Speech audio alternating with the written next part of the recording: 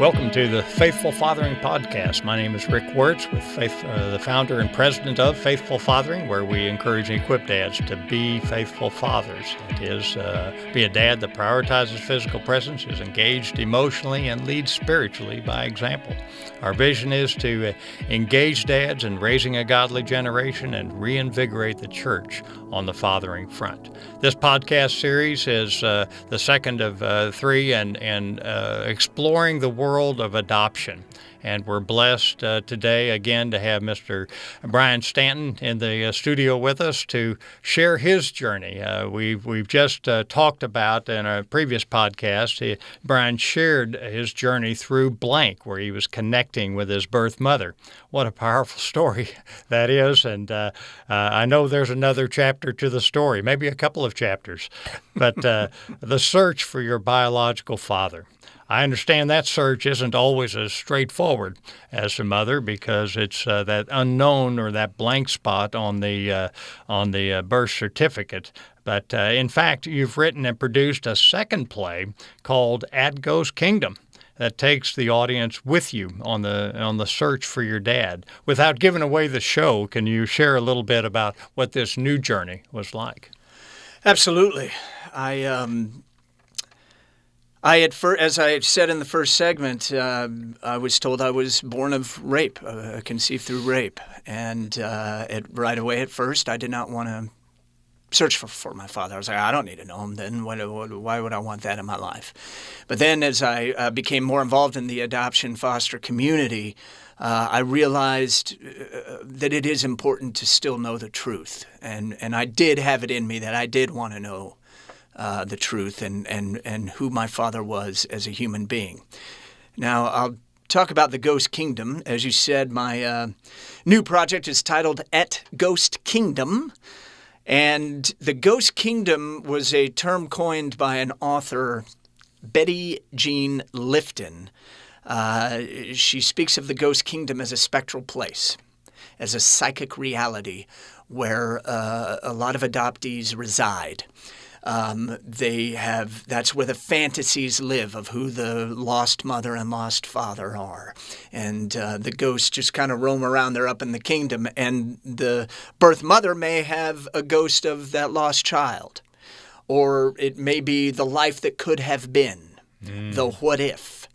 You know, it's really a fantasy land. And to give you my perspective of that, growing up, I had fantasies of my birth mother and father my whole life. And, you know, if I was really angry at my adoptive parents, I thought my perfect, beautiful biological mother was going to come take me away and save me. You know, her life is perfect. You know, or if I was angry, she's trash, I don't need her, you know, whatever, you know. It's just unhealthy fantasies. Right. And when I did meet my birth mother, it humanized that ghost, and it rooted me a little more. Well, I needed to do that with my father, because imagine what I had the monster rapist fantasy of who my father was. Sure. And that's not healthy to live with. No. I began looking. Through whatever my birth mother told me. She said there were 3 men. She could not remember one man. She did give me the name of one of the men who she believed was my father because of my looks. But that man was in federal prison at the time. And then another guy had already passed, a tragic accident. But I didn't really look like him. So she thought I was this one man's son. Well, I began searching, and I hired a private investigator to figure out some information on this man in federal prison, because I needed to be careful, and I have a family. I didn't know how dangerous it was.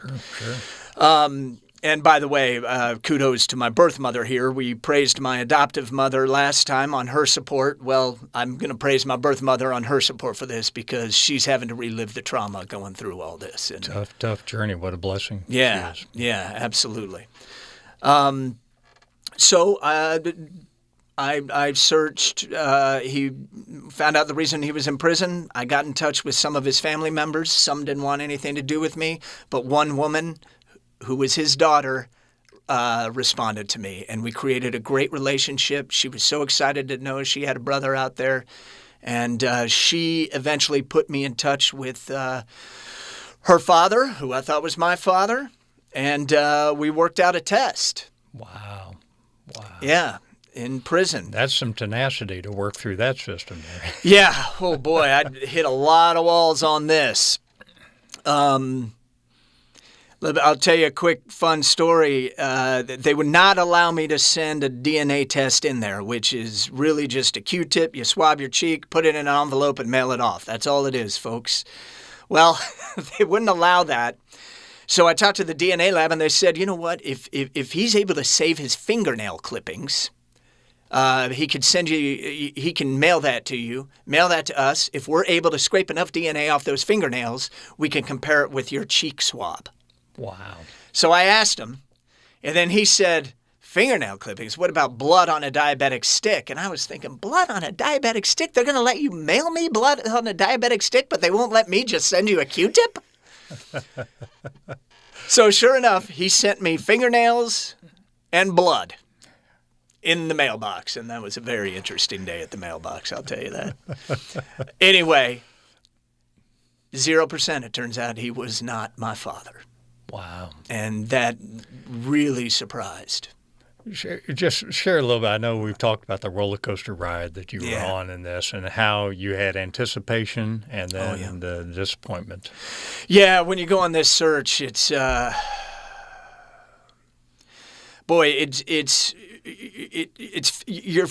was filled with anxiety first because you're reaching out to these people and you don't know who you're reaching out to, and you're essentially disturbing their lives or coming into their lives and it with some very personal, possibly personal information.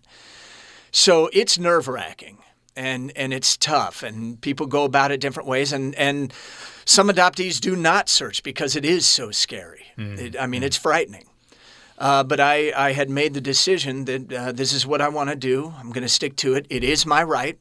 I do not mean to disturb anyone. I will not invade your privacy. I'll reach out to you. But if you say, I'm sorry, we just asked privacy, I'll respect that. Everybody has a right to privacy. Sure. I just question if mothers and fathers have a right to be anonymous to their children. That's all I question. That's a good question. So it's a scary, scary thing to reach out. But boy, when his daughter responded to me, to have that response and she embraced me, it just feels wonderful and it's exciting. And then you start talking about, we have this in common, we have that in common. But then it turned out we weren't related at all. And then you have her on a roller coaster ride. Boom, and she went on the ride with me, and she was just as excited as I was. And he seemed excited about it. Sure. So that was a dead end. That was a dead end. And then my birth mother said, well, because she ended up, after the rape, about a month after the rape, she began dating someone else, and they were pretty serious. So that's when she started showing that she was pregnant. So everybody thought I was that boyfriend's son anyway. But when my birth date became more clear, that's when my birth mother was like, he's not my boyfriend's, he's from the rape. And I don't mean to confuse people with that. That's how it came out. But since I wasn't who she thought I was, then she's like, well, maybe you're not from the rape then. Maybe you are my boyfriends. I apologize. I'm not using any names right now. I just want to protect those involved. So she gets a hold of him. I call him up. He's all excited. He's like, because he thought I was his all these years. He said, I'm so excited. I've been waiting for this phone call for, 40 years, or 36 to 37 years. I've been waiting for you. My wife knows about you. My kids know about you. I'm just so excited to be talking with you. And then he's like, no, I didn't know about the rape. She didn't tell me about that at all, but I always thought you were mine, always, because her family took me into a Catholic church, made me sign papers to sign off paternity rights. To sign off all paternity rights. Wow. And from that moment on, they were split apart. So he was all excited about this. But my heart is breaking because I'm thinking the timing doesn't work out. It's about a month off. I would have been born in March most likely rather than February. But to have that, so here's the emotional roller coaster like, oh, I'm not from a rape. I'm from a fun, teenage boyfriend night, and that's, and he's so excited to have me, and the family's excited to have me. And he said, we host all these big family dinners, and you definitely have a space at our dinner table. What a word that must have been to you. Oh, so exciting. But the whole time I'm thinking, how could this be? We did a test, and no, he was not my father. Gosh. So then my birth mother was like, well, then you have to be one of the other guys from the rape who sadly passed away in the early 90s, just from a work accident. And that was tough. I was like, do I reach out to this family? And I reached out to the family, and really none of them wanted to have anything to do with me. I had some publicity about blank from NPR, from newspapers, whatnot. It's all, if you Google my name, you could probably see it. And they Googled my name, of course, when I said, I think your father is my father, or could be my father. And they saw the stuff about the rape. They said, we're not touching that. And so that was tough. Although one of them did say that he would do a test with me because he understood the desire to know and the right to know. And but then the rest of the family, he agreed to take a test with me, and then the rest of the family talked him out of it. So there was that big kind of up and down with that. And that kind of, I was emotionally exhausted. Right. Now so through the process of elimination, you kind of assumed that was your dad. But, yeah. But and there was the X factor of that other guy that she could not remember his name. Mm-hmm. But I had to find just the strength to accept what is and move forward. Right. Because I can't forget that I am a father myself. I was going to say at this point, you had the wonderful support of your birth mother, mm-hmm. but you also had the powerful support of your bride. Big time. Yes. And your family. And my family. But also I had to be there as support for my two young daughters, my lovely little girls. Who aren't so little anymore. Anyway, see, proud father here speaking, right? That's another reminder to dads that time gets away quickly. Yeah, that's right. That's right. So I decided to stop knocking on doors and calling people and personally reaching out to people. I was emotionally exhausted and it was tough. But Rick, what I did learn, and talking about those fantasies, was the man in prison. I humanized him. He was no longer a rapist monster, if that makes sense. I spoke to him on the phone. We spoke through email. I met his daughter, spoke with his daughter. He was a human being, made some bad choices, but he was a human being who has good intentions. And I humanized him. And that's a lot of what the search is about. It's about us humanizing those ghosts, those fantasies, and rooting ourselves into a truth. Mm-hmm. Right.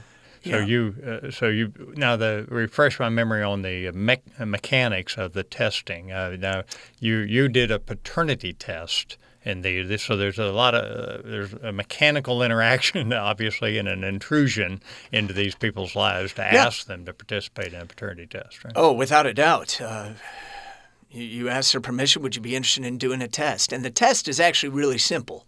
Mm-hmm. But you are swabbing your cheek and you're putting your identity out there, and that's how the connection is made. And if it is the father, it turns out 99.999999%. If it's not the father, it's 0%. There's no 50% father. Remember that. There's some that think they are. There's some that think they are. Right? Emotionally, that may be the case. I was wondering if you'd go there. That was perfect. We need to be there 100%, 150% if that's possible. That's exactly right, 100 plus. But I just can't fathom how exhausted you must have been through multiple highs on the roller coasters and then lows, and then the burden of the others, like your probable or possible sister on the ride with you, and the other boyfriend. This must have been tremendously taxing. But I love the emotion, the emotional connection when you say you humanize.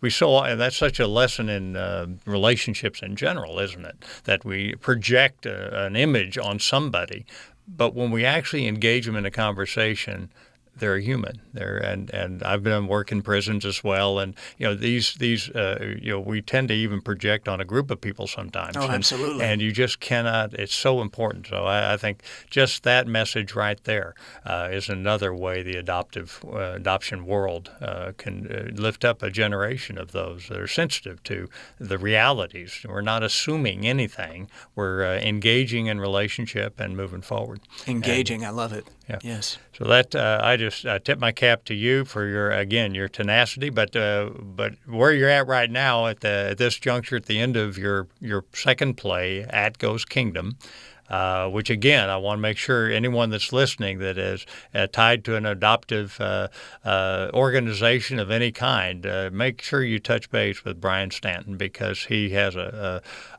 resources for you to use and to connect, to open doors, open hearts, and let people know what this journey is really all about. And the place where you're at this juncture when you wrap up At Goes Kingdom is that you've gotten to the point where, by a process of elimination, you've kind of accepted the fact that this gentleman that had passed tragically must have been your dad, yet there was a nudging that might not be the whole story. How strong was that nudging? Oh, pretty strong. I mean, if I didn't know for sure, I didn't know for sure. And you weren't going to accept not knowing for sure. I wasn't going to accept not knowing for sure. And I figured the truth would find me at some point. And that's when I decided upon a new path. And that would be all those ancestry sites that we see. So Ancestry.com, 23andMe, and MyHeritage, and DNA Tree, so all these DNA sites. And I'm like, well, I could do that privately. So that was the nudging to say, hey, there's a possibility of other information out there. I can go down another path. All right. Well, folks, I want to encourage you to stay tuned for another chapter of this story, because and I thank you again, Brian, for being here in the studio with us. Just reminding dads that this emotional engagement is a huge piece, and those of you with teenagers already know this, but that's one of the key challenges, is to stay emotionally engaged as our kids get so busy during those teenage years. So just a reminder, Dad, that's one of the three factors of faithful fathering: prioritizing physical presence, engaging emotionally, and leading spiritually by example. Again, that's the dad you're called to be, and that's the dad the next generation needs. Thanks for tuning in, and join us next time. God bless. Godspeed.